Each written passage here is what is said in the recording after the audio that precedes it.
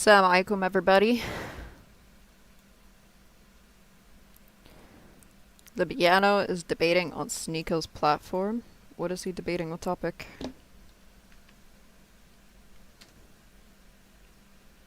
Let me see.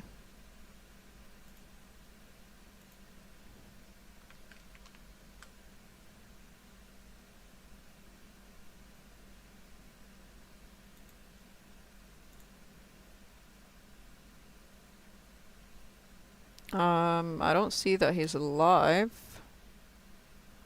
It's on Kick, isn't it? Isn't he supposed to be debating on Kick?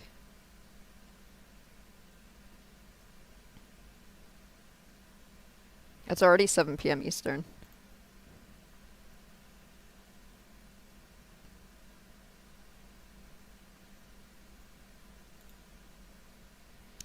Is it raining? No, it's not raining. Not yet. I think it's at 8. Yeah, I thought he said 7 or 8.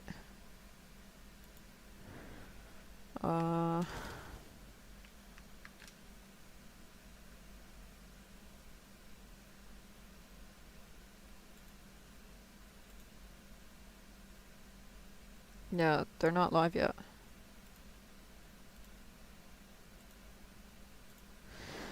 It's okay. What's the noise in your background? Humidifier. Is it bad? Hold on, let me see if I can fix it.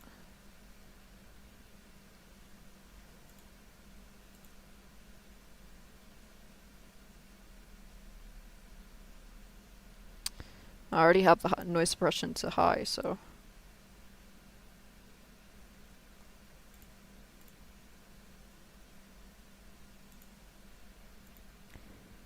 I didn't say air fryer, I said humidifier. Right, let's see. Let's bring up the first person. Make sure we repost the live, by the way, guys. Hello? Hello, Itachi. How are you? I'm good. How are you? I'm good. Okay, so your topic is why am I not a Muslim, right? Yeah, before you answer the topic, can you just tell me what you believe in? I don't have religion. I am now maybe you can call me agnostic. Okay. Do you believe that God exists, or you don't believe God exists? Yes, I believe. Yes, I believe. I believe in a creator. Okay, because this earth is so complex and everything is in order. So I believe there is a creator that put all these things in order. But I don't know which one creator is the true one. Okay. Sure. Do you want to answer the prompt? What, sorry? I said, do you want to answer the prompt, the question, why are you not Muslim? Yeah, I'm not a Muslim because I have problems with this verse, and I see Allah has no justice. For women. Okay, about this surah 4, verse 34. About the reason of revelation for this verse. Do you know why this verse was revealed? Go ahead and tell me, man. Okay, I will read to you. This is in I read this Asbab Nuzul from Wahidi.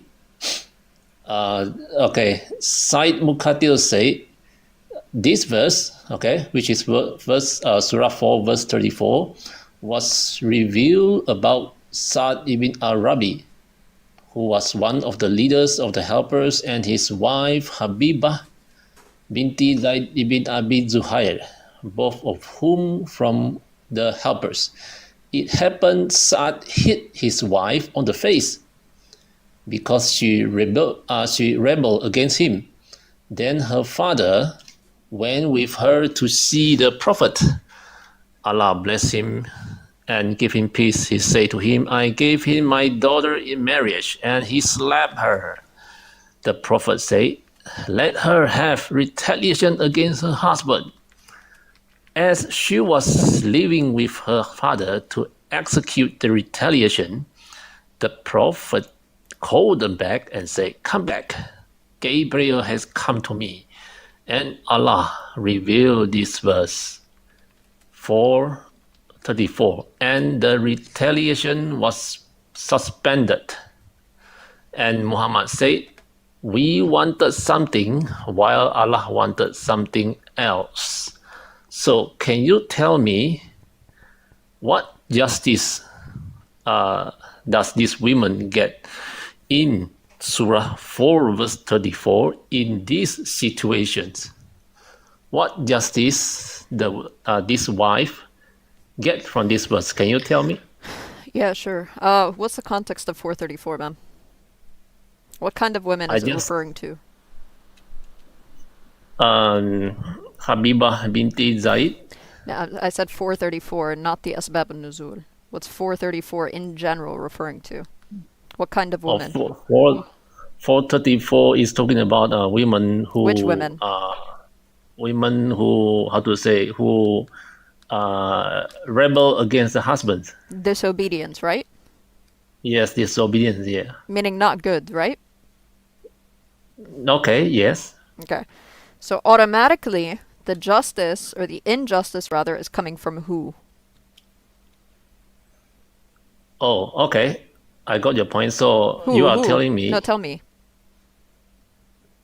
Who's the again? Can you injustice? repeat again? Who's the injustice in this verse coming from? The man or the woman? The women. Okay. And then the justice aspect, or how to go about, disciplining them or anything of the sort. What's the 3 steps?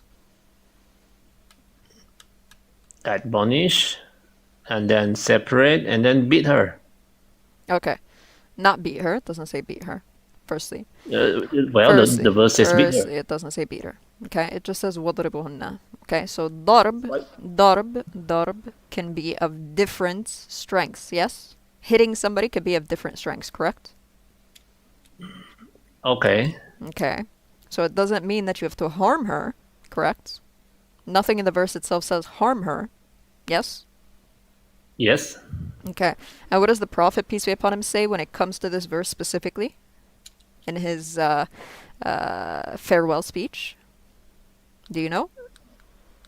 Farewell speech. I don't know that. Can you tell me? Okay. So in his farewell speech, first and foremost, he says, the best of you are but the best to your wives, okay, or your women. And on top of that, when he's talking about this verse specifically, he says, sorry, he says that if somebody is to strike their wife, it cannot cause harm, it cannot cause pain, it cannot leave a mark, it cannot be on the Cannot. face. Where did you see that cannot cause pain? I got you. Where did you get this information that says cannot cause pain? Okay, I got you.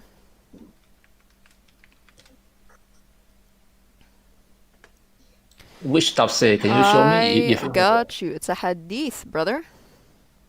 Hadith. Okay, which one? Is it in sunnah.com? Yes, I'm gonna show it to you.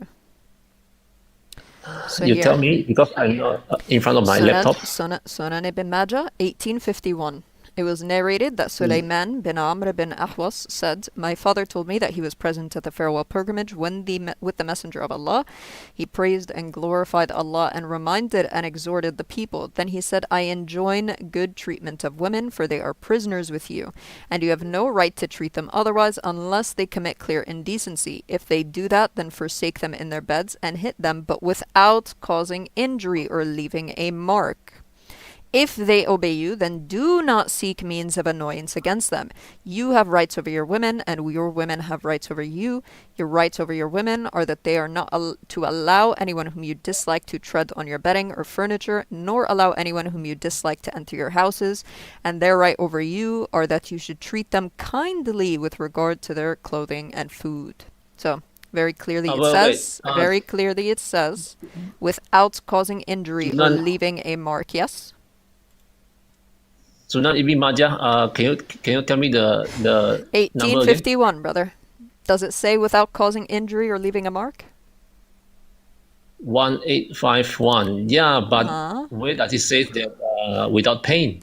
It says without causing injury. What does that mean? Well, I have many ways to beat my children. I can Oh my cause God. him pain, but no injury. Hey, brother, when we say injury here, what we're referring to is pain. Because there's another hadith that says, لا ضرر ولا ضرار. Okay? It says, do not cause harm, nor inflict harm onto others. Do you know that hadith? I don't know, but you have to show me I where can does it show say you that that hadith. where does it say they cannot cause pain. I want I to see got you. that.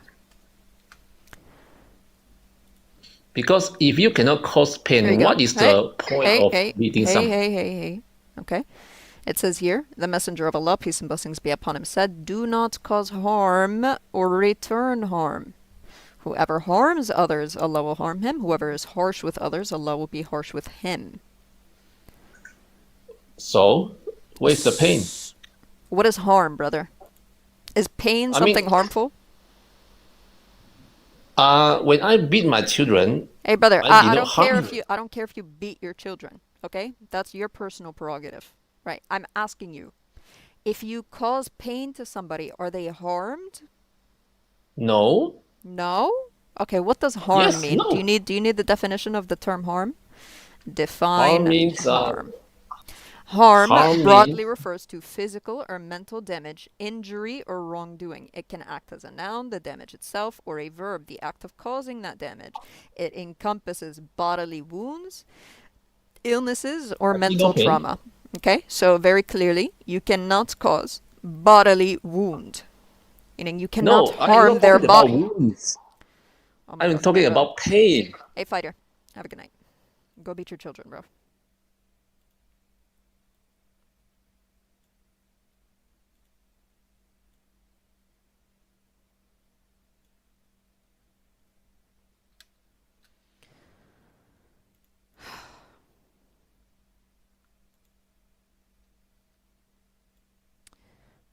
Cold, you're not loading in.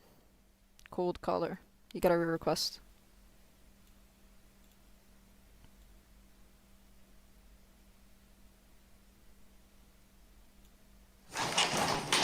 Hello? Hello. If you don't let me sniff your feet, I'm gonna join the IDF.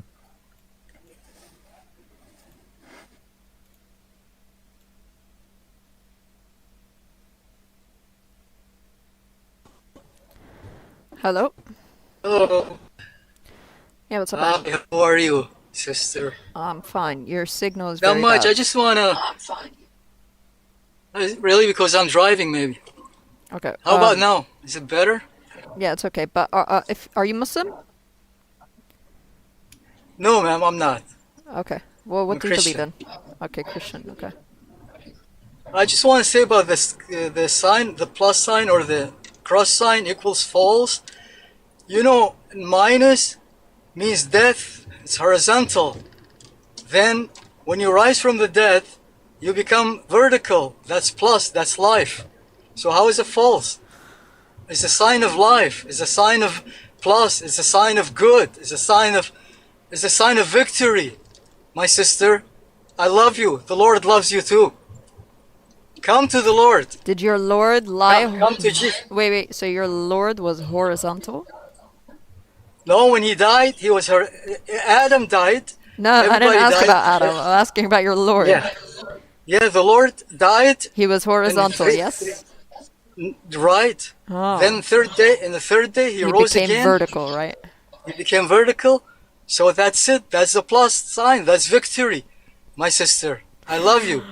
Wow. And Lord loves you more than you think. The horizontal Lord loves you more than you think, man.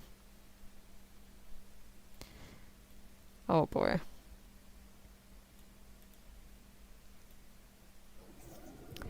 Hello?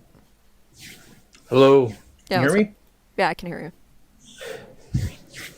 Okay, well, first of all, it's nice to meet you. I've watched you quite a bit along with Cora. I'm kind of a bit nervous right now, but it's long overdue. I just need to take my Shahada so Oh, I can be Muslim. I've been doing research for the last 3 years. Actually, I Am the Warner is the first person I ran into on YouTube. okay. So I have everybody there. I know the 5 pillars, which is the Shahada, which is a testimony of faith. Then you have your Salah, right? Your prayers. Mm-hmm. You have your prayers, which are 5 times a day facing Mecca, the Kaaba. Right. And then you have your zakat, your 2.5 to charity, Okay. right? Mm-hmm. Then you have your psalm. Did I say that correct? Yeah, Salm, yeah. That is, yes. That is your Fasting. for Ramadan. Yeah, Yeah. fasting. Sorry, I'm a bit nervous No, right it's now. all good. It's all good, man. You're doing good. You're doing good. And then from there you have your Hajj, which is the pilgrimage to the Kaaba Right. and perform. Okay. There, So and what then you, what made you wanna, take that step and become a Muslim and take your Shahada and everything? well, What is it that's compelling you well, now? well. The thing is that growing up, I grew up Catholic, Okay. but I went to church. But my mom over here just took us to the Spanish, and we none of us knew Spanish. Well, she understood it, even though we're not Hispanic. And I just looked around and looked at all the statues and stuff. But then I started hanging around my uncle, started working with him, and he's a big, unfortunately to say it, but he's a big Bible thumper, and Mm-hmm. I just could never understood anything. Just like with the with Adam and Eve, I just understood that. I mean, the fact that they were there in the Garden of Eden, in the garden, but if they didn't know nothing, then how they know not to do that whatsoever? Right. And Oh, then so you tuned not in. only You tuned that, into my little argument. Okay, okay. That's good. Yeah, well, go ahead. and then on top of that, the whole Jesus thing is that he had to come in and sacrifice himself for our sins, and I'm like, why can't you just say, hey, I forgive you, but why do I have the sin of Adam that did something I didn't do? Mm. That was, and then I forced myself to become atheist. I forced myself to become atheist, and it's just after a while I started finding out that I didn't know anything about Islam. I didn't know what it was, even when the 7-Eleven happened. I say 7-Eleven because Sunny Fast, but I still didn't know nothing about them. You know what I Mm-hmm. mean? All I know is that they were just saying, "Hey, they're our enemy." So, but then I started realizing what Islam says, and everything just makes sense to me. And I just me forcing myself to be an atheist. Pretty much, I ended up trying to keep myself from believing it because of my past of everything, but just learning more about what the Bible says versus what the Quran says, and Okay. have to follow the hadith. And the reason why I am here too is to go ahead and take my shahada is because that chosen guy, whatever, it was on Cora's video. I actually made a comment about she just basically told you Muslims don't pray to the Kaaba or to the stone, and Right. he gets in the chat and says I'm lying that I am a Muslim, and I said I'm not, and then I shut down him, and I shut down like two more other guys that were on there, Mm-hmm. and he's disrespectful. So I threw out some Bible verses to him about how, how Muslims who prostrate. Right. Jesus did the same thing. Some dude tried to come in and say, "Well, that's not prostration." I'm like, did he lay on his tummy? No. Mm-hmm. And then also with women wearing the hijab, going to church, and then also I just can't. I know that Paul wrote most of the Bible, and he dry snitched on himself about a bunch of times. Right. he had the vision, but yeah, he's telling everybody else, don't believe anybody that has another vision. That's what he did. And then, like in Theologians or something like that, he says that, he calls Jesus a man, and then the next verse, it's like verse 5, 2:5. I think it's Theologians. He says that Jesus, there's God, and then Jesus, a man that he sent, and then he was crucified. So he's clearly saying Jesus was a man and then crucified right next to it. So that's human sacrifice right there. Yeah. Okay, so in terms of Islam, right? You obviously, if you want to become a Muslim, you believe that Muhammad, peace be upon him, is a true prophet and the final prophet of God, right?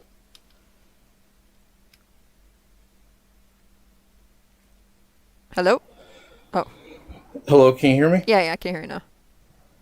Okay, yes, I do believe. Okay. And what kind of things have you heard that made you, come to the conclusion that, this is a true prophet of God and he's coming with the same message as the true prophets of God and such? Well, like Muslims say that his first miracle was the Quran. And that it was perfectly preserved. There's no errors in it. Not only that, he did come with the hadiths. There's another word for it, or it's just it's his teaching. Sunnah, Sunnah, we say. Yeah, Sunnah. Yeah, the Sunnah. And that's one of the other things too. Is like with Christianity, there is no Sunnah. And it seems like the Bible is kind of like That's like a weak a Sunnah. biography of. Yeah. Yeah. And it's like, and then you got church fathers telling you this and telling you that. And nobody was near Jesus. Nobody was next to Jesus at that time. And just everything that was, sorry, I'm getting kind of emotional right now. Don't worry about it, man. So I do need to learn more about him, but like I said, I've only listened to everybody. And I do know that Islam teaches you to seek answers for everybody, to continue to seek answers. Okay. So it's just a matter of that right there, just learning more about them. All right, ma'am. Well, let's get you on the right track for, first becoming a Muslim, and then we could get you on track to learning more about Islam in general, okay? Sounds good? Okay. All right. I'll Yes, say ma'am. I'll say the Shahada in Arabic. I'll say it very slowly, and so that way you could repeat it after me, and then we'll say the English as well. Okay? Okay. All right. Ashhadu Ashhadu an la Allah ilaha ilaha illallah illallah wa ashhadu wa ashhadu anna anna Muhammad Muhammad Rasul Rasul Allah. Allah. I bear witness I bear witness that there is no deity there is no deity worthy of worship worthy of worship except Allah, except Allah. and I bear witness And I bear witness that Muhammad that Muhammad is his final messenger. is his final messenger. Takbir, everybody in the chat. Allahu Akbar, Allahu Akbar, Allahu Akbar. All right, brother. Now, Joshua, you are officially a Muslim. You are one of our Muslim brothers in Islam. May Allah subhanahu wa ta'ala Thank you. keep you guided and keep you on the straight path until your last breath. Allahumma ameen. Just a few simple things to let you know about. The first and foremost thing, the Prophet, peace be upon him, when somebody would enter into Islam, what he would recommend for them to do now that they're spiritually cleansed is that they also go and physically purify themselves as well. Okay. So very simply, you could just go and take a quick shower or anything. That way you could feel the effects on both ends, because now you're internally cleansed, your heart is pure and everything of this sort. You also want to feel that way as well. And part of the reason for that is because you also want to go and supplicate, because this is the best time for you to be able to do that. Okay. The reason being is that you is that you are basically now, we don't like to say born again, but we would say that anything, Oh yeah, yes, yeah, yes. anything that you may have done in the past that would have been seen as a sin, unless it was a transgression against another human being specifically, all of those things would be now transferred over into your book of good deeds. So not only are they eliminated from, your book of bad deeds, but they all also transfer over to your book of good deeds as well. So this leaves you in a state that may be much, much higher than anybody else who's in this live right now and watching. That way, the best thing, like I said, or the best recommendation from me to you right now is for you to go and supplicate. Go and pray for yourself, pray for your family and friends, pray for, the Muslims around the world, pray for the chat here, pray for me and Cora, because, we try our best. Yeah, I know. And then, like I said, I have everybody on YouTube, and I'm finding them on TikTok. That's good. At first, I didn't even have TikTok, but until that interaction on YouTube, and I'm like, you know what? I just need to go ahead and do it because it's something. It's just you were never guaranteed tomorrow. Right. Absolutely. Especially with me, back in May, I broke my leg, and it was a very dramatic accident. So that's why I was like, I just need to go ahead and take my Shahada and start being a proper Muslim instead of just being in the comments about it. Right. Absolutely. I think that's a very good way to look at it, is that we're not promised tomorrow, and when truth is presented to us, we definitely should, act upon that truth that's presented to us as well. Right. Just a couple more things. Obviously, I think you said that you're kind of new to TikTok. With that being said, obviously there's a lot of people in here. They're not all Muslims that come and watch my lives. They're going to try to convince me. They're going to come at me. They can do all they want. I mean, I ain't worried about them because whatever they say, most likely is going to be reflected through the Bible, or I got thick skin. I ain't worried about them. That's good. My best advice to you would be just to ignore them. Let me ask though. Do you, by chance, have any mosques near you or anything, or no? I do. I've been there. Actually, I went there a couple of years ago or a year ago, and I went and picked up a Quran from there. Okay, well, I would definitely say you should frequent it more often now. Obviously, today is a very good and blessed day for you to have taken your Shahada as well. It is a Friday. It is the 10th of Muharram. So this is a very, very good day for you to have taken your Shahada as well. And yeah, man, I mean, I'll let me follow you actually right now. Can you comment something real quick in the comments? Oh yeah, go ahead. I was going to ask, is there any type of books that I can use in order to get started to learn more? Because that's one thing that I was just afraid of taking my Shahada, is just due to the fact that it's there's a lot to know. Start. Right, there's a lot. Well, that's yes, where ma'am. That's where I was gonna follow you. That way I can help you out in terms of seeking information. For one of the books I would definitely recommend that you start with reading, so that you could get a little bit more understanding of the Prophet Muhammad, peace be upon him, and his life, is called The Sealed Nectar. You could find it online as a PDF, or you could also find it on YouTube as an audiobook. Okay. You have different people reading it in different ways, so I'm sure you could find one that will, be appeasing to you if you wanted to listen to it, or if you just wanted to read it for yourself. You could definitely find the PDF online. That would be one thing. I just gave you a follow as well. Message me when you drop off the live. That way I can also send you a link to a Discord server where we have many other reverts who, they do weekly classes or bi-weekly classes in there.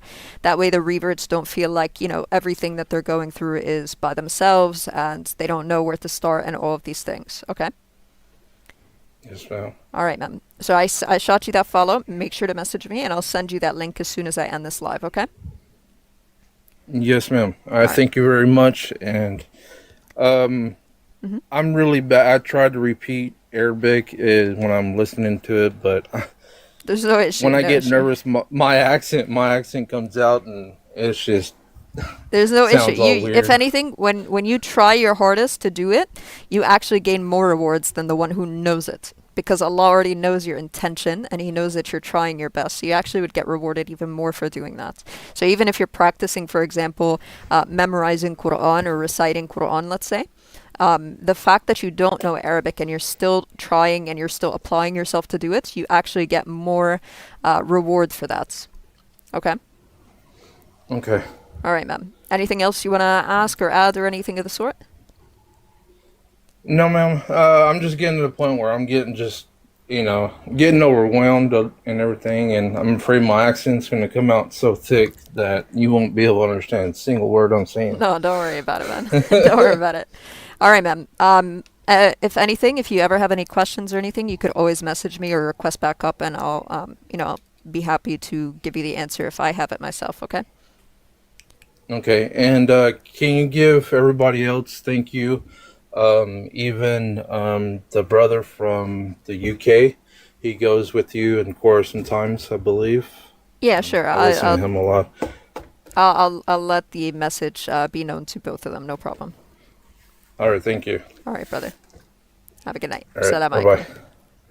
Peace be upon Assalamu you. alaikum. Alaikum salam. And then I say, Wa how do you say it alaikum. again? So you'd say wa alaikum. Wa salam. alaikum. Yeah. Wa alaikum salam. Good See, I've heard it 1,000 times, but when it comes to say it, I forget.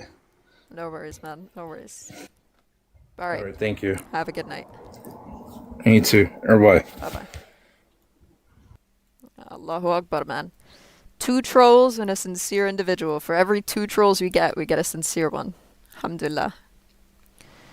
All right. All right, let's see who's next. Hello? Hello, can you hear me? I can hear you. Hey, I had a quick question. I'm just lost in a sense, and I'm searching, and I've been into Islam for a little while. And my background is I was born and raised Baha'i from my mom's side. My dad was Muslim, but we were raised most with my mom's side with the Baha'i religion. I don't know if you're familiar with it. Yeah, somewhat. Yeah. And okay, so I am really interested in Islam because I've found some discrepancies in the Baha'i religion, and I'm 30 years old, so I was like, it's time I seek my own. And I'm just having a little bit of trouble with, the hadiths and, just like the online negative outlook on Islam. And I just, like, if you can guide me in any sense. Okay. I mean, in terms of hadiths, just generally speaking, okay. The hadith corpus or the hadith books that we have, they're not necessarily meant to be things where, like, you read them like an open storybook, okay. The way that it's actually supposed to be, it's supposed to be read by the scholars, and the scholars apply it to the particular context, like why the reason it was stated by the Prophet, or which particular verse in the Quran it applies to. So actually a better way to learn would be either reading the commentary of a particular scholar on it. So for example, for Sahih Muslim, we have a scholar by the name of Imam al-Nawawi, where he gives a commentary on each of these hadiths in it. Same thing with the book for Bukhari. For Bukhari, we have an individual by the name Imam ibn Hajar, where he gives a commentary for each of these particular hadiths, so that he gives us an understanding of what these hadiths are referring to, what context it's coming in, and all of these things. Okay. That's in terms of that. Or you could also just read the exegesis or the tafsir of the Quran. So the tafsir of the Quran is going to give you all of the relevant passages, the relevant hadiths, and all of these things for the most part, so that you would be able to gain an understanding of the context of what's being spoken about verse by verse or section by section or passage by passage in the Quran. Is there anything specifically you wanted to discuss that's like holding you back from Islam? No, just simple, like the hadiths, like I always say, okay, I'm trying to learn about Islam, and I did like secretly without my family knowing, kind of took the Shahada. But honestly, as I'm learning, because after after like, Islam, Baha'i came, and I just don't believe in his like a lot of discrepancies. And the closest thing that I could come to like, religion, and I believe like Muhammad was the Mm-hmm. I cannot hear you right now. Can you guys hear her?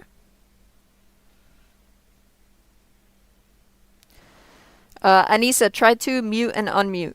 I can't hear you. Let me do it for 1 sec. All right. Hello? can you hear me? Yeah, I can hear you now. Okay, which part did you hear? I heard you say that the Baha'i faith, it came after Islam, and you don't believe that it's true.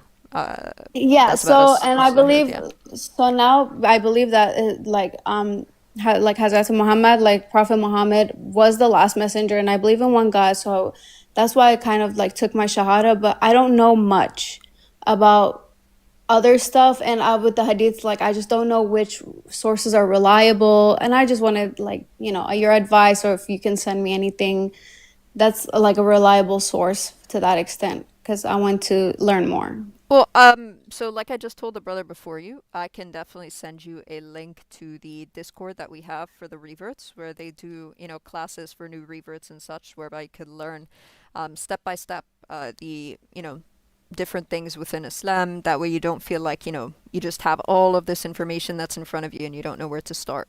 Okay?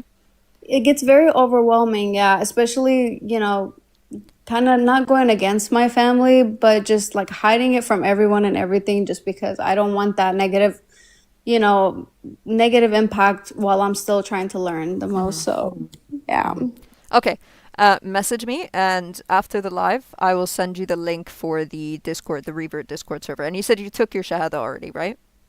Yes, I Okay. took it with a trusted friend. Okay, that's good. But I kind of feel like kind of feel like it's like I don't know much, so I don't know how like I feel like I'm not a good Muslim, or like I just don't know. I'm very new to everything, and I just There's nobody expects you to be a perfect Muslim to begin. Even the oldest of Muslims is not considered a perfect Muslim, right? yeah. Everybody has, their strong points, their weak points, the points that they need to learn more on, and things that we would need to improve on and everything. But by all means, like I said, message me and I will send you that Revert Discord server, okay? Okay, thank you so much. I really appreciate you. No problem, sister. Assalamu alaikum. Okay.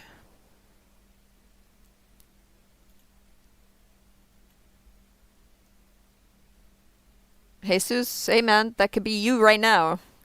It ain't gotta be one day, it could be today. Not one day, day one, man. Day one, Jesus. Too nervous? Hey man. Hey man. Ain't nothing to be nervous about, man. That's shaitan right there.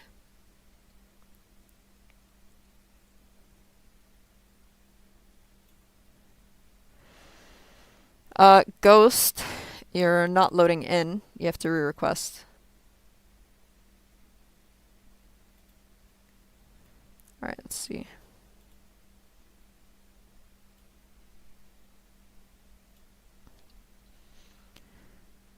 Rashad, may Allah make it easy for you. May Allah make your exams easy for you, ma'am. I mean. Sacred fails, you're not loading in either. Hey guys, let's make sure we have good Wi-Fi. Oh, you did load in, but it was too late. Alright.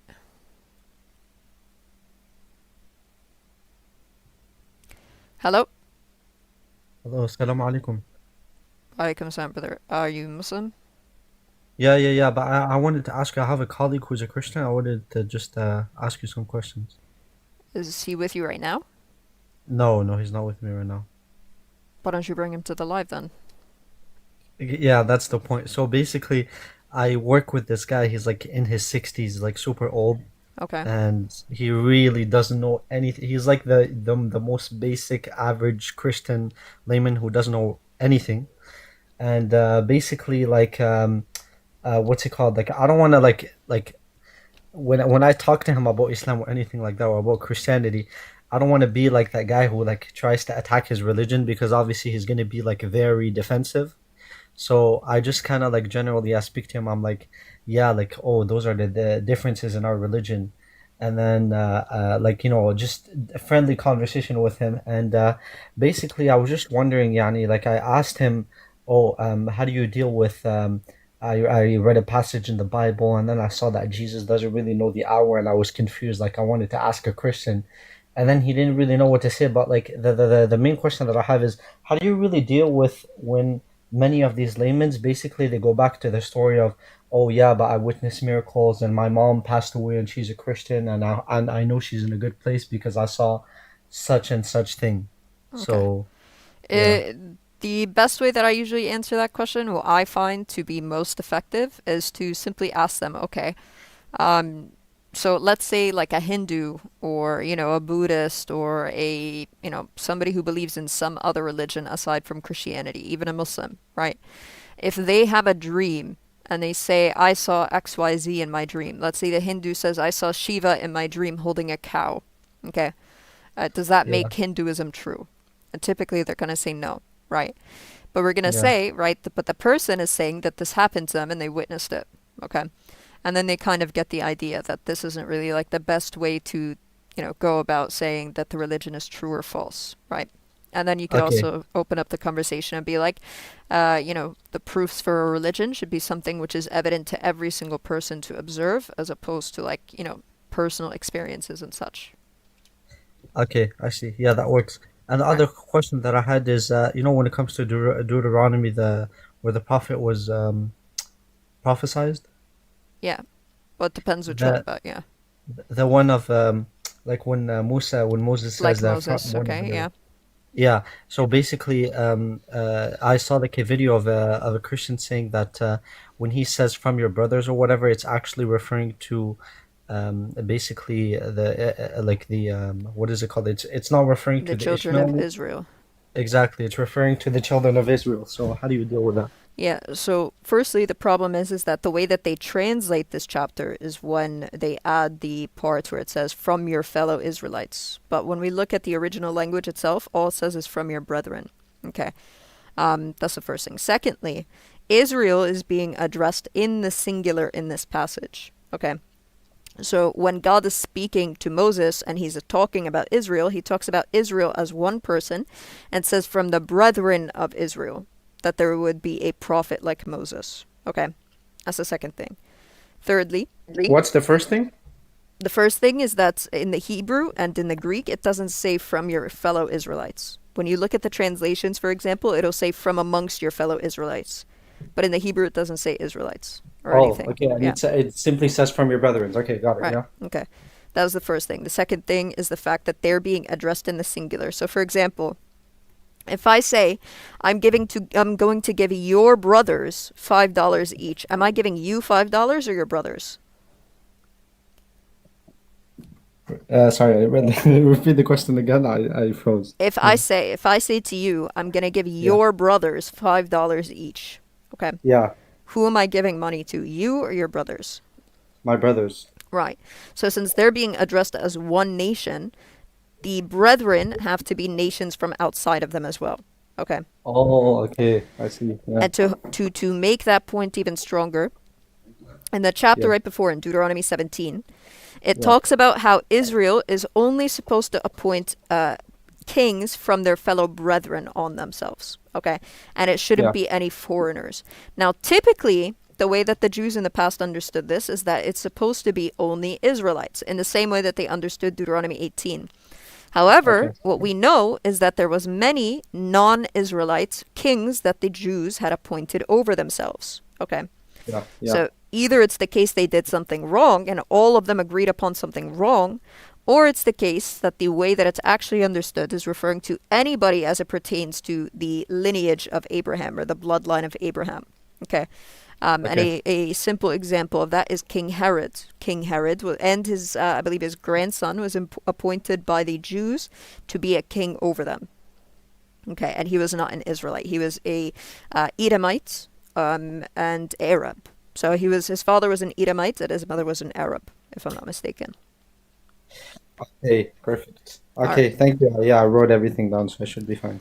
All right, ma'am. No problem. Have a good night. Take care.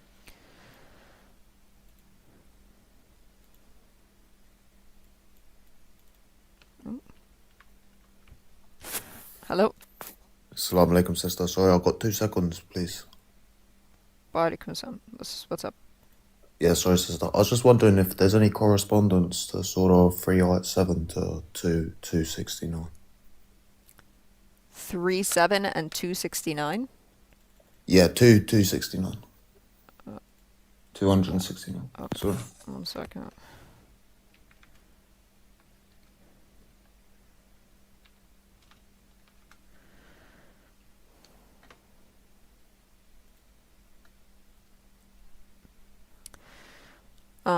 It could be the case. I mean, chapter 3, verse 7, it was understood in two different ways. Some individuals understood it as Allah Himself only being the one who possesses the knowledge, and other individuals interpreted it as Allah and those who Allah has given this knowledge are able to understand it.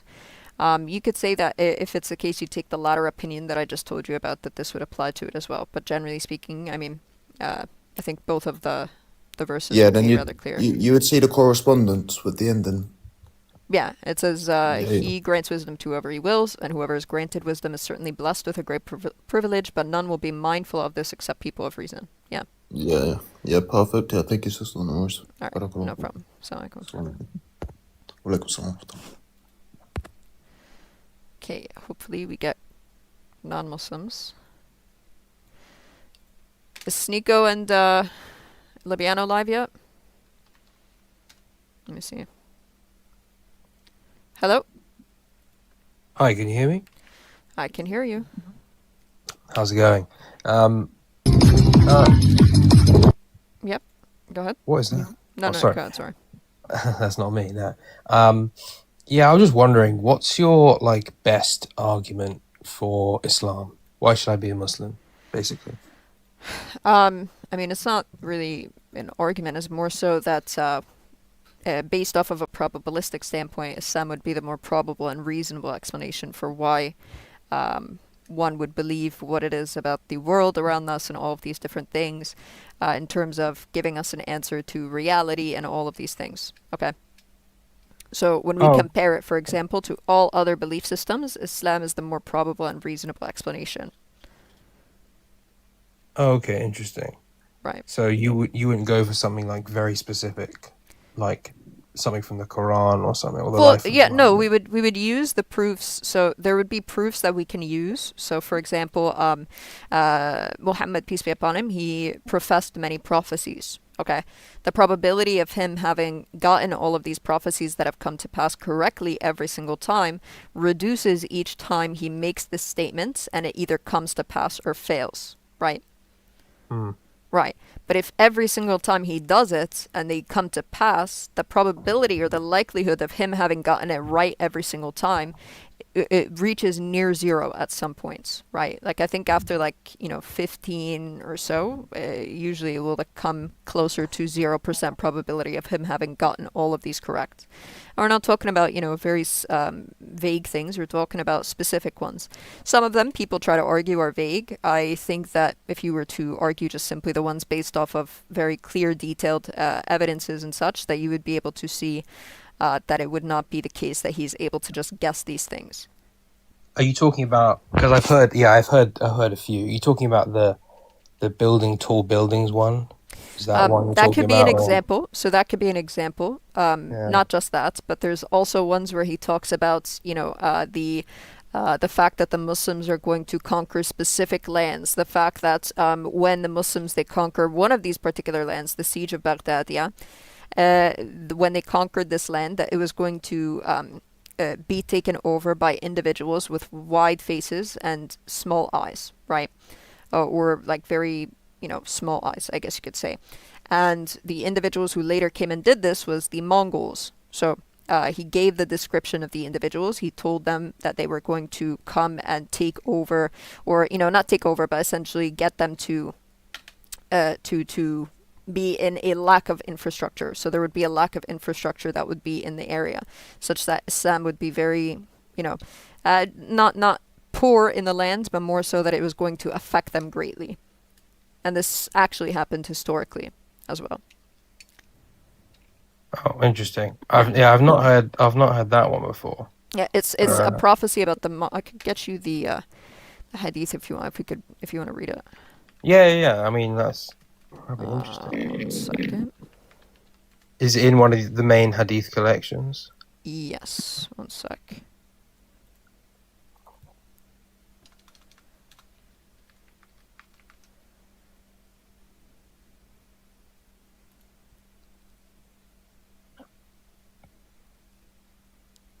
Okay, so we could read through it right here very quickly. So it says, some of my people, it says the Prophet ﷺ said, some of my people will descend onto low-lying ground they will call Al-Basra. Okay, Al-Basra is the land that is within the region of the Levantine region that is near Baghdad, okay, or in Baghdad, okay. Beside, Iraq. yeah, beside a river called the Tigris River, over which there will be a bridge. Its people will be numerous, and it will be one of the capital cities of the Muslims, which is true. It was one of the capital cities of the Muslims. At the end of times, the descendants of Qantura will come with broad faces and small eyes, descending on the bank of the river.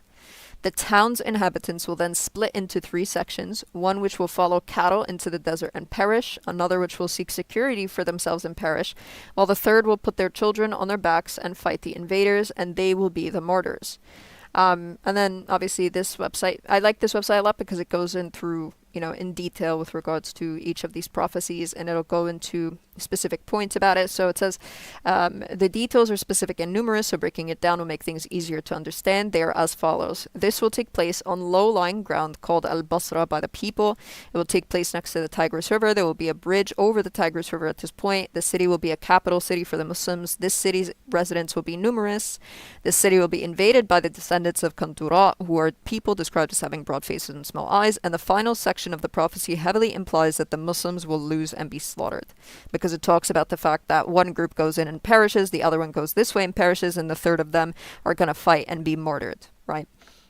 So it says, the point above comes from the fact that the inhabitants are split into 3 sections, like I just explained. Finally, since no such city existed at the time, a city next to the Tigris River in an area called Al-Basra, having a large population, etc., it means that the final point is a new city will be created near the Tigris River by the Muslims. This city will become a capital city for them, eventually growing to have a large number of inhabitants.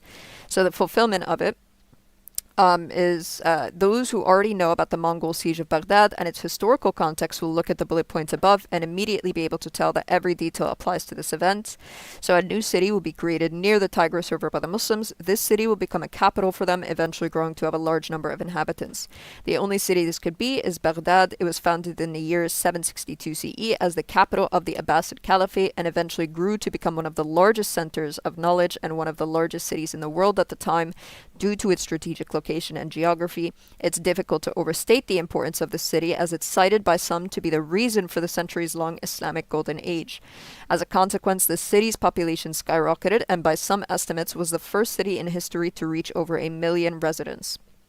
And then it says that this will take place on low-lying ground called Al-Basra by the people. So Abu Dawood quotes an isnad reaching Al-Ashraf where he says that close to the gates of Baghdad is an area called Bab al-Basra, meaning the door/gate of Al-Basra. And, obviously each of these, there's a lot of different points that we could go through. Obviously this is referring to the Mongols, the fact that they are the ones who came and the description of them is given through the hadith. And yeah, I mean, we could sit here and go through all of the specific points, or you could have, you could look at the website yourself if you'd like as well to look at it in more detail. This website has a lot of these types of prophecies on it as well, though. But yeah. I mean, that's definitely an interesting one. I'll be honest, I've not heard that one before. That's obviously something I'd have to look into. But yeah, I mean, I would have imagined you would have started with trying to prove the Quran is from God rather than well, that would be that's fair. That would be a way in which you can do that, right? So once we come to the conclusion that there is a possibility where this could be from a an all-knowing deity, based off of the fact that we don't find any internal incoherencies and all of these things. This already is going to give us a precedence or an idea of the fact that this is going to be something which could possibly or potentially come from that which is all-knowing. Okay, then we would have to go into things like prophecies and, what specifically would indicate that this is coming from something supernatural as opposed to natural means, right? Yeah, Right. yeah. So No, this of is why course. we would use the prophecies and such to do so. No, that's fair. That's fair. And this specific one, yeah, I've not heard of this one. I mean, do you think the inimitability argument is good? I think the inimitability, oh my God, I can't speak. Inimitability argument is more so something to be of a, how do we put this? Internal? It's more of like a rhetorical statement that's being made, right? Is that Alright. this isn't something which could be replicated in any way, shape, or form, okay? Because even at the time period of the Prophet, peace be upon him, where the people were of the most eloquent of, language as it pertains to the Arabic language itself, weren't actually able to do so at the time, okay? They attempted to, but every single time that they did that, it ended up being very silly, right?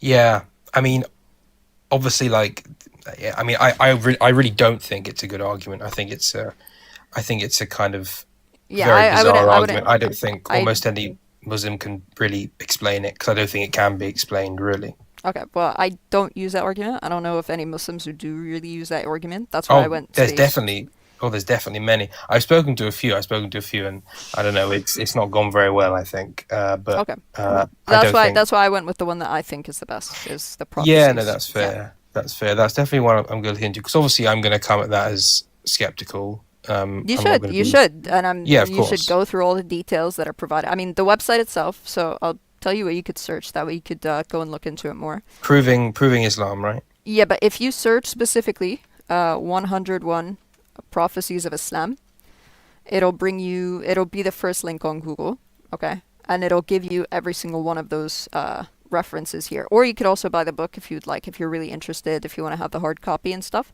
It'll have all these prophecies, but it'll go into great depth with it as well. Okay.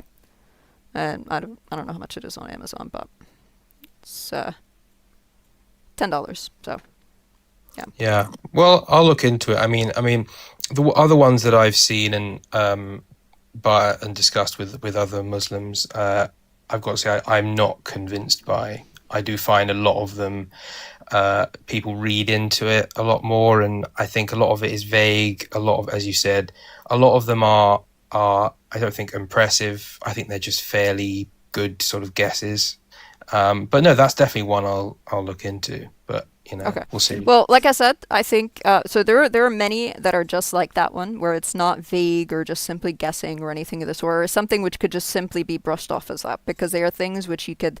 They firstly they have a timeline, right? When they're going to happen approximately, like the one that's mentioned in the Quran, for example, about the Romans. This has a specific timeline that it speaks about. It talks about specific details. So this one in particular, it spoke about many great details that it was referring to, as well as location, so geographic location. These are all things, the more information that they possess, the less likely it is the person is just simply going to be guessing, right? When it comes to the... And there's also obviously... Sorry, go on. I was just going to say, when it comes to the other ones where there's like less information that's being provided in them, it's not the case that we would just say it's simply guessing, okay? Because once we can use these longer ones where they are more detailed to come to these conclusions about it, it becomes less likely the idea that he's just simply guessing, or like somebody who's like throwing spaghetti at a wall and hoping that something sticks, right? So if we're to use it as like a, let's say, if we do like a priority list, okay, the ones with the greatest of detail at the top and the probability or likelihood of him having gotten all of those right, already by itself is going to be very, very, very low, okay?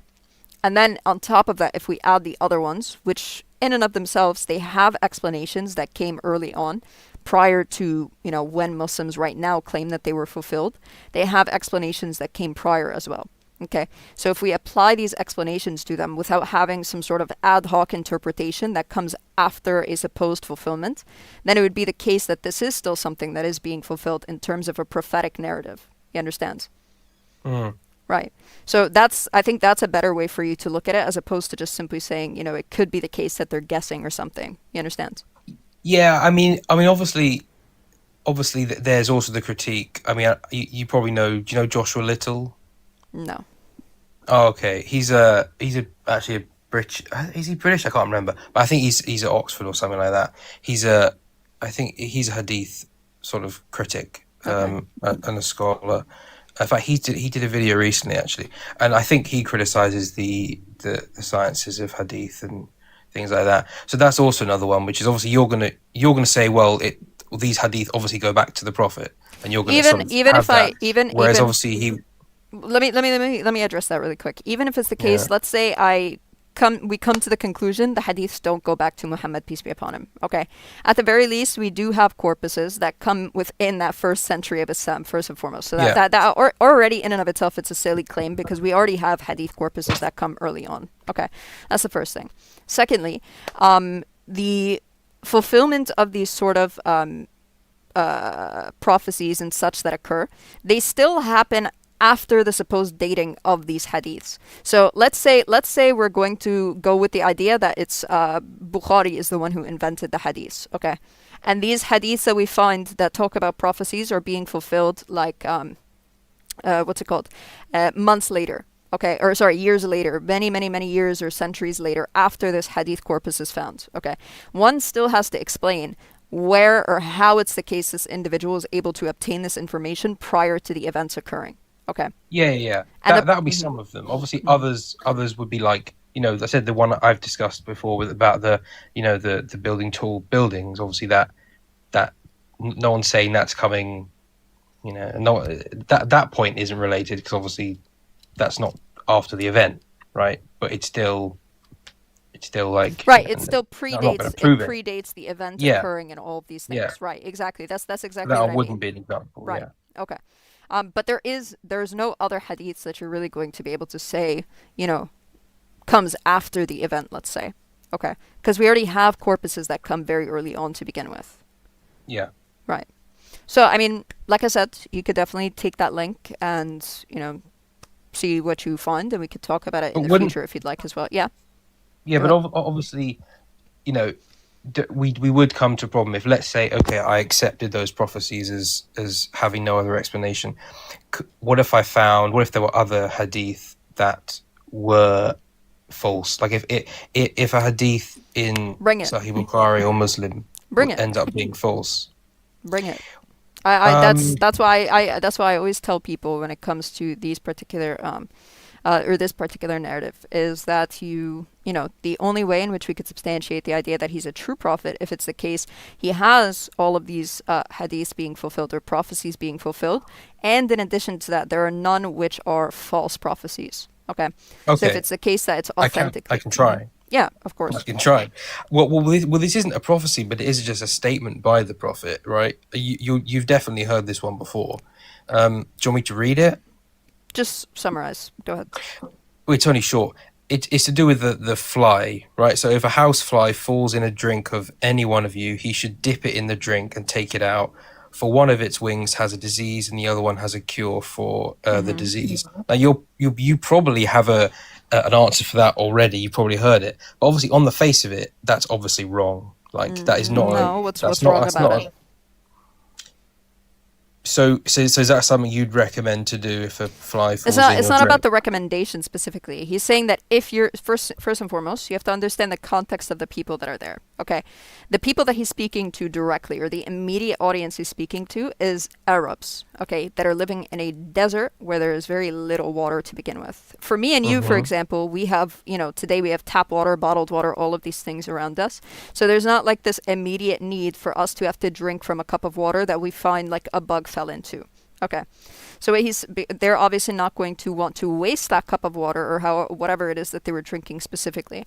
And the advice he gives is that if it's the case that a bug does land in your drink, that if you were to dip it all the way in, that anything that had to do with a negativity that was on one of the wings, the cure for it is on the other wing. Okay. Now that in itself is a scientific claim that is being made, or a claim that we can actually test and see if it's the case, if it's true or not. Okay. To which there Yes. has been a few tests that have been ran on it. Obviously, it's not No. anything No, there has been tests that have been run on it. No, I've googled this myself. It's just definitely not true. There's no scientist in the world who will tell you that a fly, one of its wings has a disease and the other one has the cure for that disease. You can take that metaphorically in some way, but in a literal sense, that's just not true, right? Like, that's not true. Okay. So there is tests Yeah, no, that have been done. I've seen it. I've seen this one before, and if I would need a few minutes to find it, but I've seen a very, very good response to this. Okay, which is that my point being, I wasn't done with what I was saying. I'm not saying that Go this is ahead. definitive proof because there hasn't been enough research that's been done into the topic yet. Okay, But that's not true. Okay. that is true. There's not a lot of No, research that's been done to begin with. No, what I mean is that as a scientific statement, I think Why? The only That's way not where true. you could say it's not true is if it's the case there's actual evidence and data such that there is a strong correlation to suggest that it's not the case. That's the only way that you could say that it's false definitively. Okay, but you can't just say, oh, you just know that it's false. You have to present evidence and data. You have to show that there's a strong correlation to suggest that it's not the case. That's the way that it would typically work, right? So until no. Okay, so I'm- then I- until there I'm- is that actual wasn't- evidence and data, you can't just brush it off and say, oh, well, I think it's false because it sounds insane to me, right? Yeah, well, Right. that's one way of seeing it. No, I mean, obviously, I'm not going to convince you of this. Obviously, you already think that that's true, because the Prophet said it. It's not about what I think Muslim- or don't think, okay? If it's Yeah. the case, it could be substantiated to be false, as in there is enough data for us to suggest the idea that this correlation is false, okay? Or very strongly or very likely to be wrong, then it's the case that we could have that conversation about it being false or not, okay? But there's And no if it was act- shown to be false, would you say the hadith is therefore not true? That one is just should not have been included in No, that's not how that works. No. But you So if it's the specifically case, so if it's the case that it's an authentic hadith, then obviously it is going to be something which is attributed to him. If something false is attributed to him, then obviously it would be something which is wrong. Ergo, he said something which is wrong, right? But that's not the case here. You've not actually substantiated the idea that it's false. That's the problem. right. Okay. But so, yeah, I mean, I obviously think you're being a bit disingenuous there. I'm being disingenuous by telling you that you need to present data for a claim.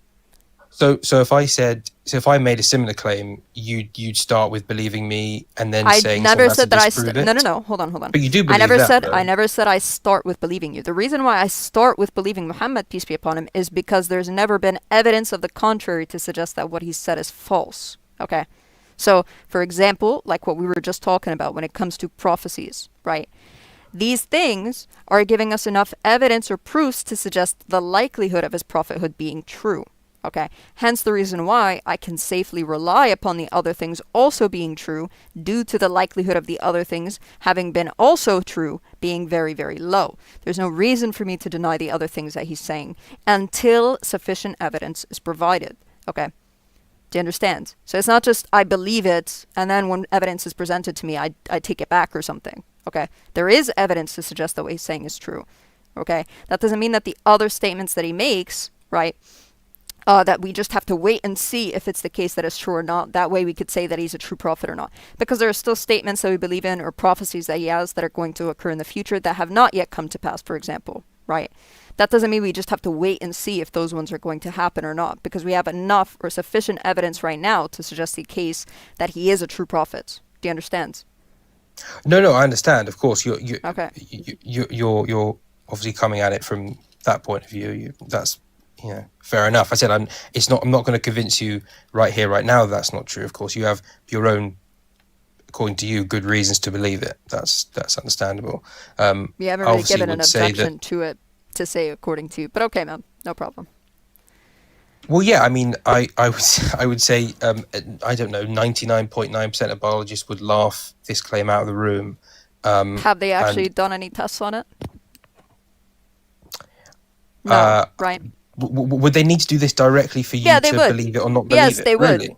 Yes, Really? they would. So, Because there's no reason for me to deny the idea that it's wrong, okay? Until Right. evidence is given to suggest the idea otherwise, okay? Like, for example, within science itself, okay? we have proposed hypotheses and theories based off of particular things, such as data or correlations that we see or observe within nature, correct? Mm-hmm. And over time, these things can change based off of evidences that we find, correct? Mm-hmm. Okay. So it's not the case that it's just wrong off the bat. It could just simply be the case that it's a statement which is made. You could take it as this. You could take it as a hypothesis, okay? That hypothesis needs to now go and be tested and experimented on, correct? Mm-hmm. Okay. So until that's done, right, I can believe that that hypothesis is true up until somebody presents evidence of the contrary. And I can believe Yeah. that it's false up until somebody presents evidence of the contrary, correct? But I think it's false in just reading it. Okay, but that I think doesn't if make you- I think- sense. That doesn't make Well, sense. of course it does. Of course it does. No, said- it literally doesn't, because it's something that No, it requires. does. It literally is something which requires data in order to suggest the No, idea it that it's doesn't. false. No, it doesn't. Okay, so I'll put it for you this way. I'll Read put the it for you this hadith. way. Read the I'm gonna- hadith. I'm gonna Can I put it read for you it this way. again? Is there It an says one issue- of its hold on, hold on, wings hold has a on. disease. Stop, Are you saying that stop, disease stop. skips wings? Oh my god. Stop. Okay. I'm going to ask you a very simple question. Okay. For many diseases that we know about, is it the case that we could find a cure for them? Yes or no? All right, you're muted. Let me unmute you. I was definitely muted. Yes, of course we can find cures. Okay. So when it comes to, let's say, a bacteria or a parasite or anything of the sort within a particular body, or a, actually, no, that is a good point. Let's put it this way, right? When it comes to viruses and such, do you know how it's the case that we actually, come up with the cure for it or an antibody to fight against it?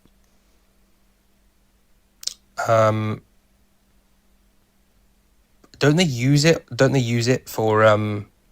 Yeah, they can use dead parts of it, or they can engineer parts of it to Right. So to be useful. Sure. part of the cure is within the bacteria or virus itself, correct?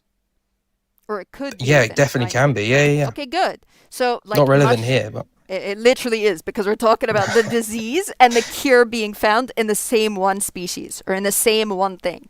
Okay, so well, when, no. even You're when, going let me far finish- beyond let me your finish, prophet. Let me finish. No, I'm not. Okay, but I because gotta it says explain myself one is in a on the bit. wing and the other's on the other wing. Okay, there's no issue Yeah, with of that. course, scientifically that's ludicrous, right? Okay, what's the ludicrous part about it? What's wrong Thank you. about it? So now I can explain Sure, myself, sure, and then what's I'll wrong? go because I've been Yeah. taking too much of your time. Yeah. Okay.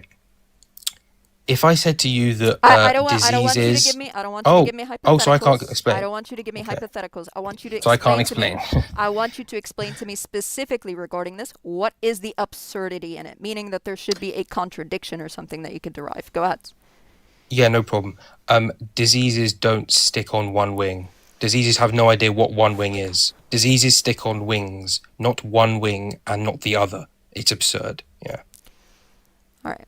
It's That's your like claim? it's like That's it? saying, That's all you wanna you can only get a cold in one leg.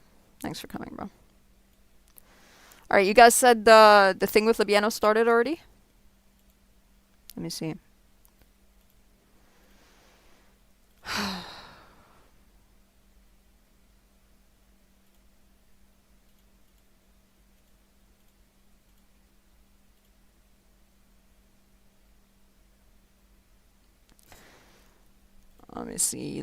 Let me see. It's not loading. Oh, there we go. Hold on. Messiah? Because the Prophet Muhammad tells me he's the Messiah.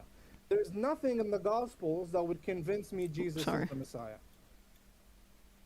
Fascinating. So is Muhammad the Messiah? No, Muhammad is not the Messiah. So if Right. we just want to break that down a little bit. Okay.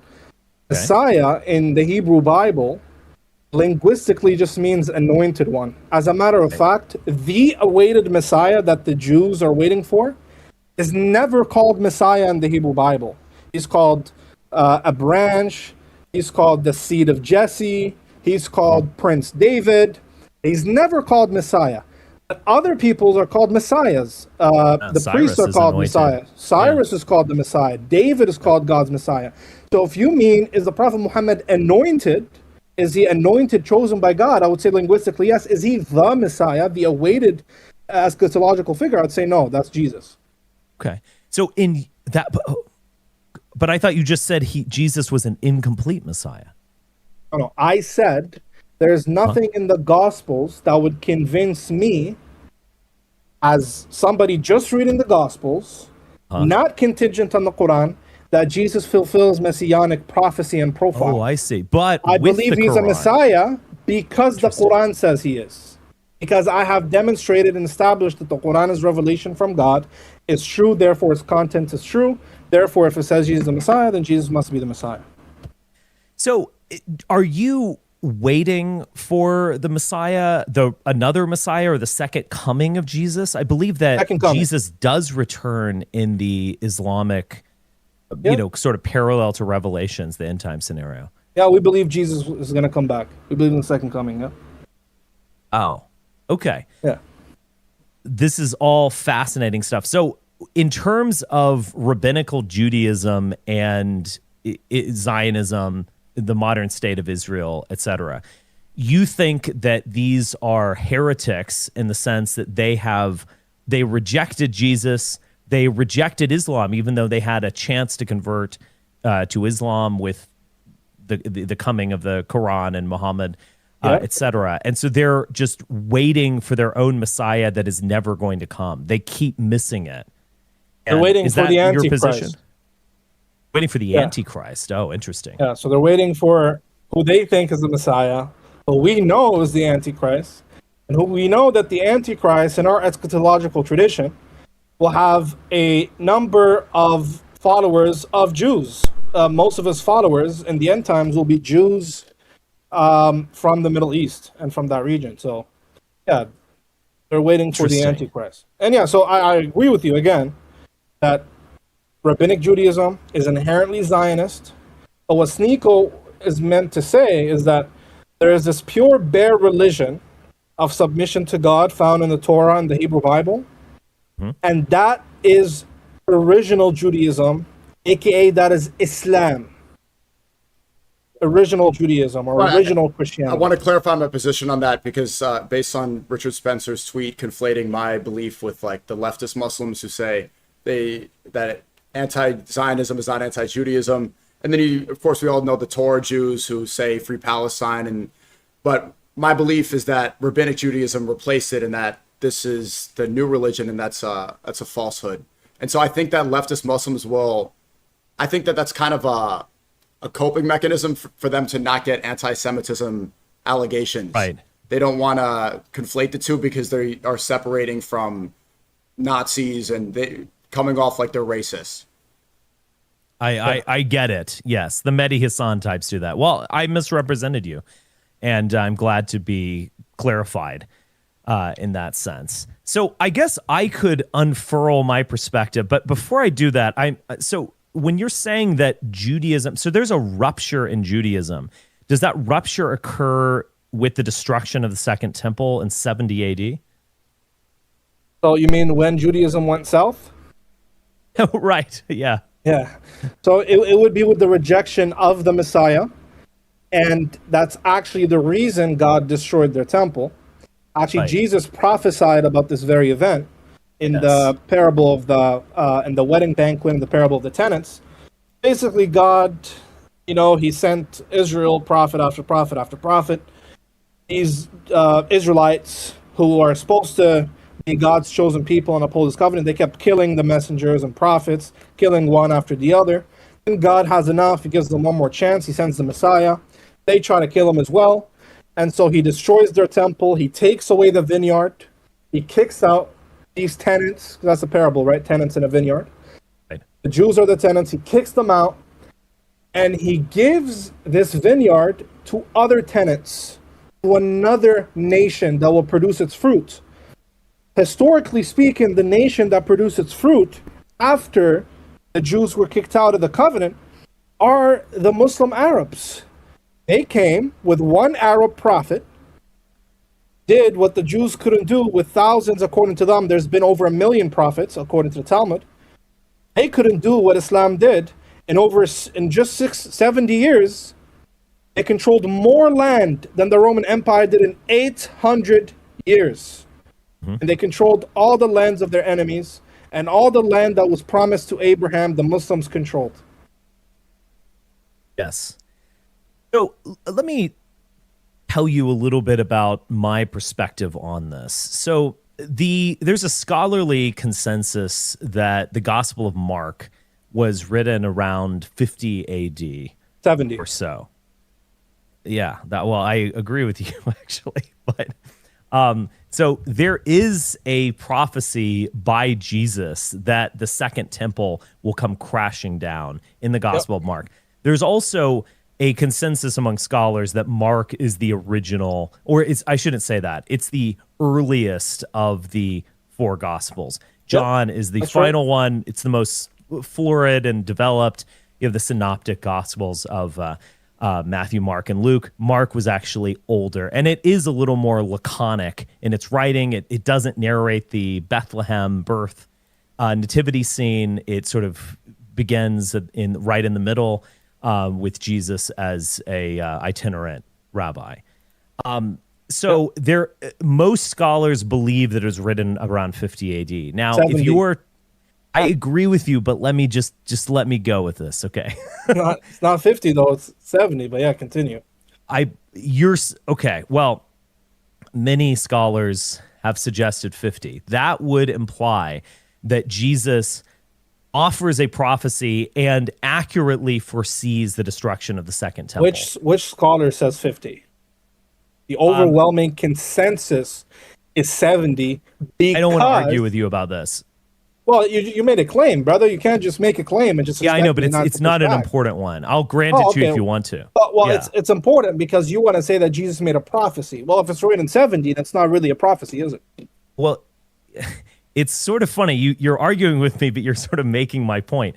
Just let me roll here. Sure. Go ahead. Yeah, because I'll if it's not, this is a dispensable point for what I'm trying to say. Okay. Sure. I believe that Mark was written after the Roman destruction of the Second Temple and the revolt in Jerusalem that was narrated in Josephus.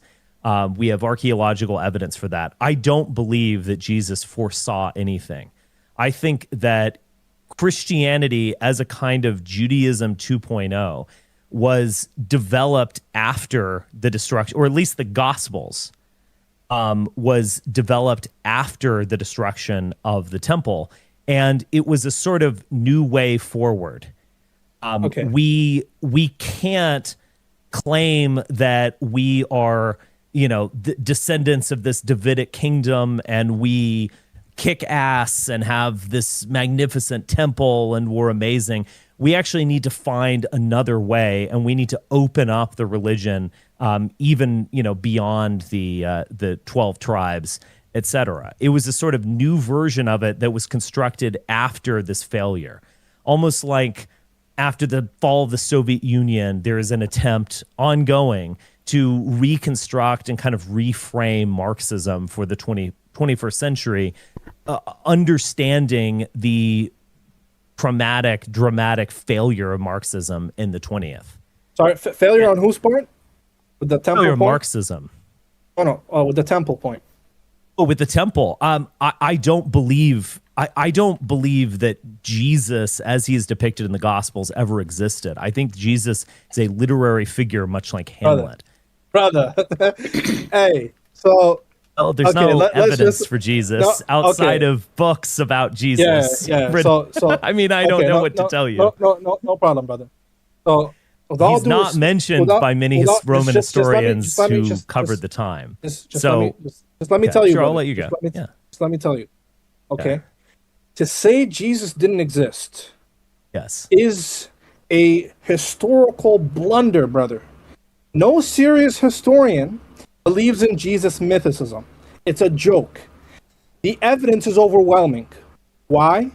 Because the existence of Jesus satisfies our rigorous historical criteria for authenticating historical events. Jesus is independently attested by multiple early sources. Josephus? Yes. I don't take the Gospels as an attestation of Jesus's existence. Why wouldn't the Gospels be attestation? Well, do you think that Hamlet existed? I don't know who that is. Oh, well, Shakespeare has a famous play called Hamlet. You probably okay. heard it. Yeah, that's fine. Yeah. When I traveled to Denmark, I one time, this is many years ago, there was actually a castle, and there's supposedly Hamlet's grave. Oh, this is where he might. I don't believe that in the slightest bit. Hamlet, as he exists in our imagination, exists in words. He exists. He speaks English. He was born in 1600 in London. I'll tell you the difference. Okay. Yes. You're assuming that the Gospels are not biographical material, which most historians agree that the Gospels are ancient Roman biographies. That's point number one. Point number two, forget the Gospels. Jesus is attested by the year 50 by the Pauline letters. There are 7 undisputed Pauline letters. Paul is writing as early as the mid-50s, and Jesus is attested in Pauline letters. Paul never met Jesus. He doesn't have to meet him. He attests to his existence, and Paul meets his disciples and those who are acquainted with him, like James, Acts. like Peter. Not in Acts. That's another. These are another just fabulous history. Not in Acts. In Galatians. Brother, no, you just said something wrong, brother. Not in Acts. In Galatians, where Paul himself writing, he says, when I first revealed my revelation, my first instinct was not to go to Jerusalem. Rather, I went to Sinai in Arabia. Then after a few years, I went to Jerusalem and I acquainted myself with Peter and James, the Lord's brother. But I didn't see anyone else. Then after a few years, I went to Jerusalem again and I met with the disciples and they gave me the right hand of fellowship. Now, you have me defending Paul for some reason. I hate Paul. But your position is so ridiculous that you have me defending the historicity of Jesus. The fact of the matter is, sorry, turn on my light here. The fact of the matter is, Jesus is independently attested by so many early sources, Christian and non-Christian. To say that he didn't exist is ridiculous. It's completely absurd and there's no evidence for it. Yes. The only way that we have attestation of the existence of Jesus is through canonical works of the Bible. And particularly with the Gospels, Paul is an ideologue, but with the Gospels, he is depicted in a mythical way that would have been accepted by the original audience of these Gospels, basically equating him with gods, including Adonis and Dionysus. He is a mythical figure who does mythical acts. Paul discovers a Jesus. Paul does not talk about Jesus's exploits very much at all in the epistles. He finds Jesus in the Old Testament or the Hebrew Bible, with which he was very, very familiar. So it's like he is finding a character in literature and creating this image. But in terms of the narration that you see in the Bible, we don't see any of that in Paul. There's just ideal. So you're not actually addressing anything. So all you're doing is spewing nonsense. You're not addressing anything. Okay, you're just saying, oh, the Gospels are myths. What's the evidence for that? So look, I'm not a Christian. Because they adhere to mythic archetypes and tropes that would have been familiar to readers in the first century. They do not, and I'll tell you why. Do you think Romulus is a historical figure? No. Romulus is not a historical figure? No, he's a mythical figure. What about Apollonius? What about Apollonius of Tyana? Remind me who that is. Apollonius of Tyana is a contemporary of Jesus. He is a philosopher who goes around preaching, healing, and so on and so forth. Then his followers after that write biographies about his life. So do you think Apollonius is I simply don't know enough to express an opinion. No problem. What about Caesar? I think Caesar was an historical figure. Yes. But in accounts of his life, he does miraculous things. He's called the Son of God. He's called the God on earth. Is he a fable? Is he a myth? Yes, I think he is almost assuredly a real person. We have archaeological evidence. He does mythical we have numismatic evidence. Just hold on. We have evidence from people who were his enemies who had no motivation to talk about him. Good. Was Josephus a Jew? Yes. Was he a Christian? No. Does he mention Jesus? Yes, he does. Good. Does Tacitus The mention Roman Wars. Jesus? Does Tacitus Not really. mention Jesus? Tacitus mentions Christians. He's writing much later. No. You're confused. You're talking about Pliny. No. You're confused. Tacitus mentions Jesus by name. He calls him Christus. That might be the case, but Tacitus was not a contemporary of Jesus Christ. He doesn't have to be a contemporary. That's not how I think history he's works. writing in the mid-2nd century. Okay. If I'm wrong, I mean, I can go look it up, obviously, but he's not a contemporary of Jesus Christ. Okay. Tacitus doesn't have to be a contemporary. Josephus doesn't have to be a contemporary. Okay, that's not how we figure out people existed. For example, do you think Alexander the Great was a historical figure? Yes. Is there anybody in his life who attests to his existence? What do you mean by that? Again, as I explained, is there just hold look, on, brother, real brother, quick. just look. Is there anybody who attests contemporary to Alexander to the existence of Alexander? Yes. Who? I don't know offhand. You don't know. Brother, the earliest biography I'm about not Alexander ChatGPT, brother. I mean, but you're making historical claims. This is the difference. You should be able to substantiate your historical claims. Well, Clearly, if I had time to substantiate this, I could. But we're speaking live, so that's it's a little bit of a high obstacle to clear right there. But no, for historical figures, for us to know that they exist, yes, numismatic evidence for political leaders is powerful. We don't have anything like that. All of that comes in terms of the images of Christ come later. Archaeological evidence. So what? Direct. Could we find a diary of someone who witnessed an earthquake after the crucifixion? We don't have anything resembling this. You're not actually dealing with the evidence. Is Jesus' existence independently attested? The Gospels can't be evidence. Okay, just look. You said the Gospels can't be evidence. Why? Because they're canon. Do you think Shakespeare is evidence that Hamlet existed? No, because that assumes that Shakespeare intends to write history. That's the difference. Okay. Well, he did write some histories, and there's a lot of historical context. Brother, you keep cutting me off when I'm trying to respond to you, brother. Oh, okay. You cut me off too a little bit, but I take your point. I take your point. Go ahead. It's okay. It's natural to cut each other off here and there. Yeah, go ahead. You just ask me something, I just won't respond. So that assumes the Gospels are like some kind of novels or some.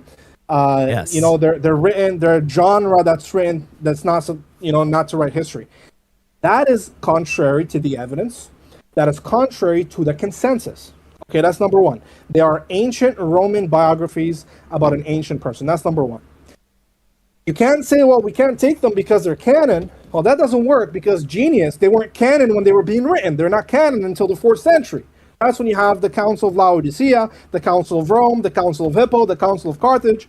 Then you have Irenaeus of Lyon in the year 185 tell you that, these are our Gospels. There's 4 Gospels because there's 4 corners of the earth and all that stuff. And you have Justin Martyr quoting them in the 2nd century. But when they were written, they were not thinking they're writing canon. They're writing a biography about their beloved Christ. So it's not just the Gospels, by the way. This is how scholars classify the source material in the Gospels. You have Mark, that's the earliest Gospel. You have Matthew and Luke, they rely on Mark and literary dependence on Mark. That's called the synoptic problem. Then you have John. John is an independent tradition. So now let's look at our independent sources that mention of Jesus Christ and his historical life. You have Mark, you have John, you have special M, the special material that Matthew uses that doesn't depend on Matthew, that doesn't depend on Mark. Special L, special Lucan material that doesn't depend on Mark. And Q, the material that Matthew and Luke use and agree with each other against Mark.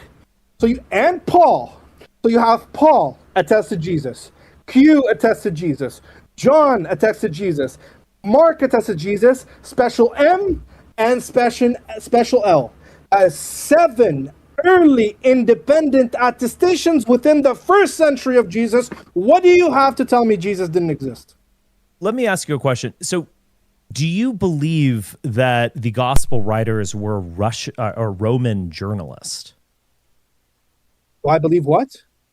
You said that they were Roman biographical accounts. Do you believe that they were sort of the equivalent of Romans, that is non-Jews, writing journalism or something like that? So I don't know what you mean by that. All I'm saying when I say they're ancient Roman biographies. I guess I'll explain. What I take from what you mean by that is that they are just, only the facts, hard evidence written from a Roman perspective about what really happened. Via eigentlich gewesen in the Rankian tradition. This is just the facts. What happened? Is that how you take the Gospels? Oh, no. When I say ancient, that's not how I read them. So when I say ancient Roman biographies, I'm referring to them as pieces of literature in respect to the genre they belong to. So the genre they belong to is that these Gospels were written in Koine Greek in the Roman Empire 2,000 years ago, and these Gospels are biographical materials about somebody who existed and lived called Jesus Christ. Yes. Paul attests to him. How I take them. You haven't You haven't answered to the independent attestation. What evidence do you have against the 7 independent attestations of a Jesus Christ? You're coming up with the like Kvela source and all of these kinds of things. Kvela Obviously, source? John Q source. The Q source is consensus, and it is posited, as Dr. John Kloppenberg says in his book, as a logical necessity that follows from the synoptic problem. So Q is accepted by 95% of Jesus scholars. Okay. Clearly, John is also relying on the synoptic gospels. I mean, I would say. What's the evidence for that?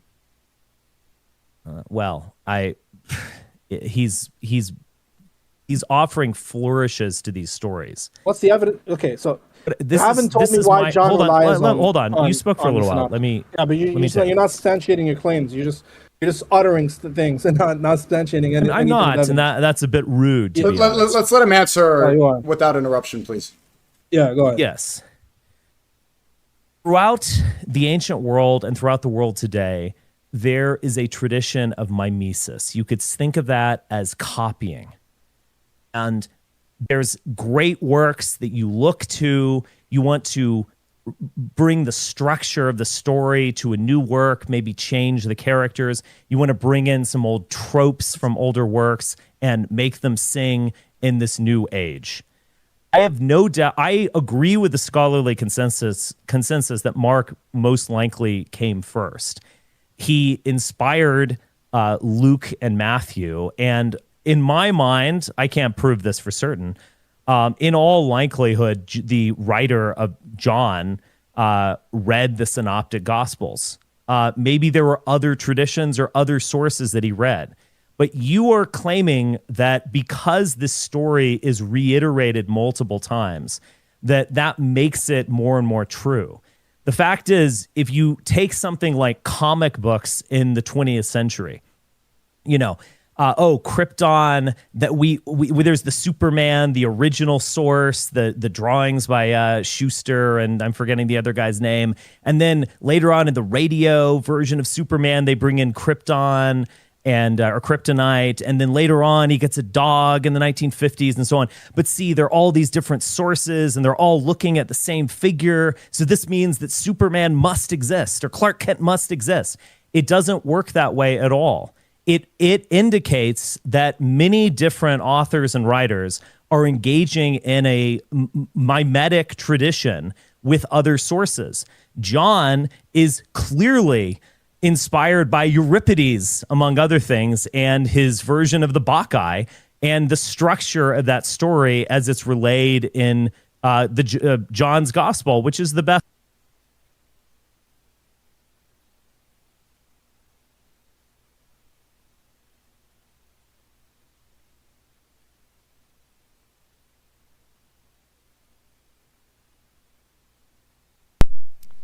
Yeah, my bad.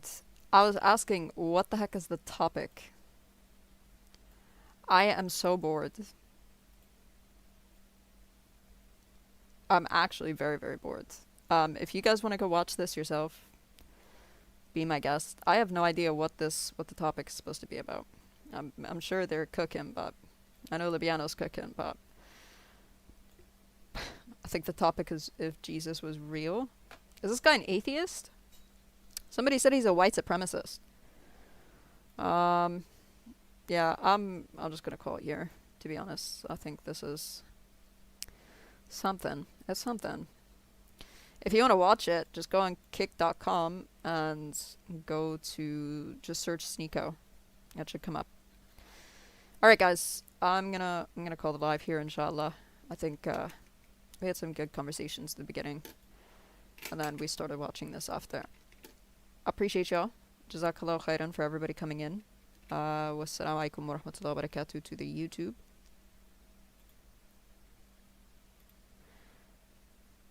Alright. And TikTok.